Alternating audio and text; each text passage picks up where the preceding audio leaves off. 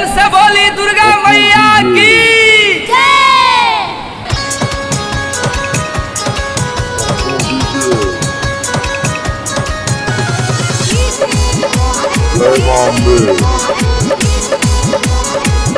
जो है मेरा हीरा ठाकल नजरिया कबे तो बनी इंतजार में जो है मेरा हीरा ठाकल नजरिया कबे तो बनी इंतजार में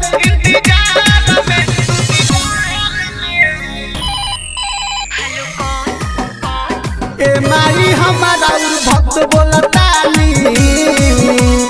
जिला मोतिहारी बिहार से ए माई हमारा भक्त बोलतानी जिला मोतिहारी बिहार से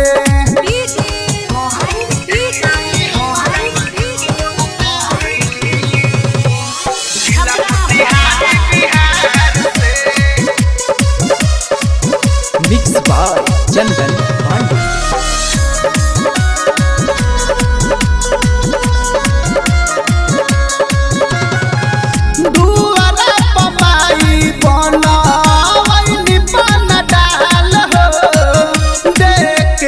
दर्शन पूछ तू बेटावा के हाल हो ए माई दुआरा पमाई बनवैनी पान डाल हो देख के तू दर्शन पूछ तू बेटावा के हाल हो फेर नजर तनी बेटा पे अपना कहिया लड़ी अंधकार से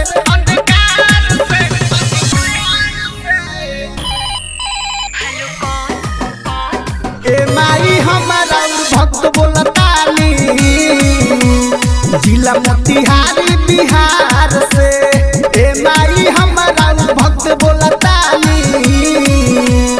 जिला मोतिहारी बिहार से मिक्स बाय चंदन पांडे।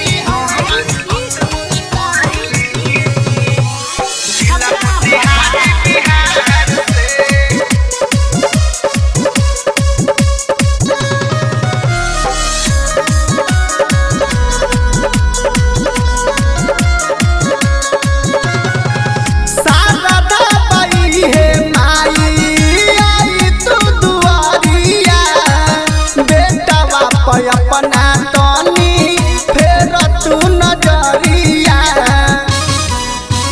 माई हो शारदा बाई है माई आई तू दुआरिया बेटा बाप अपना तनी फेर तू नजरिया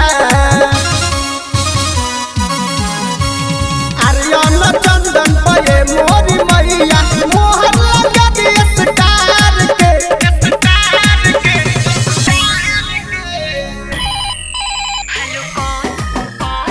ए माई हमारा भक्त बोलतानी जिला चंपारण बिहार से ए माई हमारा भक्त बोलतानी जिला मोतिहारी बिहार से बुझली। Mix by Chandan Pandey.